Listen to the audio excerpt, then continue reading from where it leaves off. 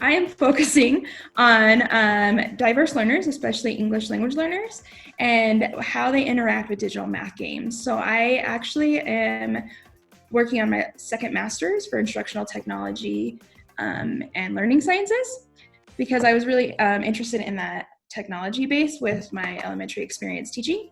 And so I was really lucky because Dr. Maury Pakenham works with virtual manipulatives, and she's been focusing on digital math games. And so that's really brought forward my interests as well as that focus. And so I'm looking at how English language learners interact with digital math games.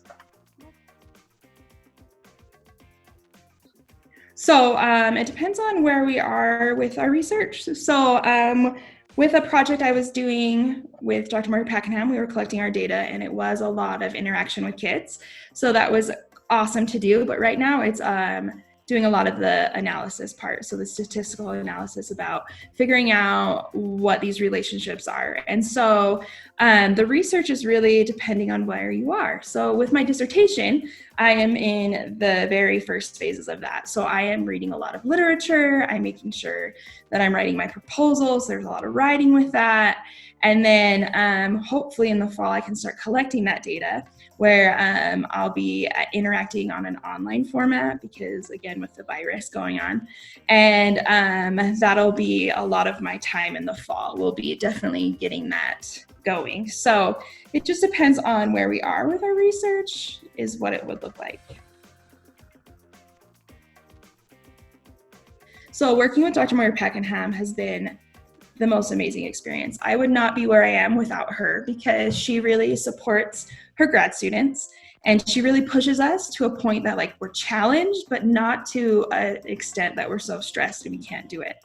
So she is so supportive. We meet often. So right now I'm working on my proposal for my dissertation. So we are actually meeting weekly, but when we are not meeting weekly, it's at least every other week. And we're really focusing on right now writing a journal article. So with that, we are assigning parts that, I am actually the lead on this. So I'm taking quite a bit of the responsibility. And so I write up my draft, and then we kind of, have that timeline and then meet. So we meet frequently, and it's been great. So I've enjoyed working with her. So I'll be honest, my first year was super hard and I did not manage it well. But with my mentor, she really helped me shift my mindset in understanding that I need to put my well-being and my family's well-being first. Like that always comes first. So when I kind of shifted that mindset, I was able to have everything fall into place.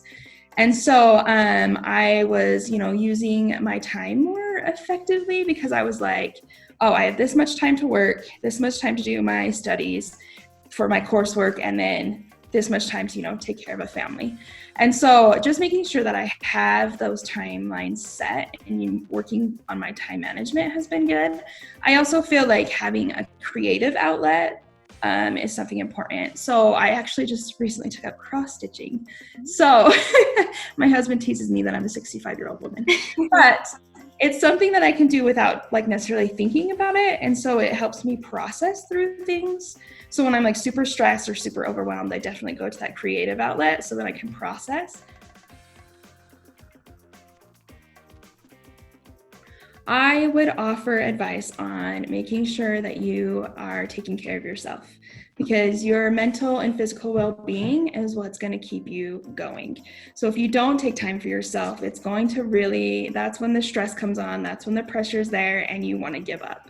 And so I feel like, again, putting yourself as a priority and your family as a priority, and knowing that those are the two most important things and everything else will work itself out. So as long as those two things are taken care of, your coursework will be complete, it'll be fine. And so I think that's a big thing. I also think that knowing that you can be patient with yourself, like you're not going to be perfect right out the door, and knowing that this is a it's a progression. You're not just going to go from one class and like, yes, I'm over with, I've already learned everything, but you're progressing to improve on your research and your abilities to write. And so I think just being patient, knowing that you're going to improve and it's going to be okay. So if you're not perfect and you don't have that A, because everybody needs that A, right?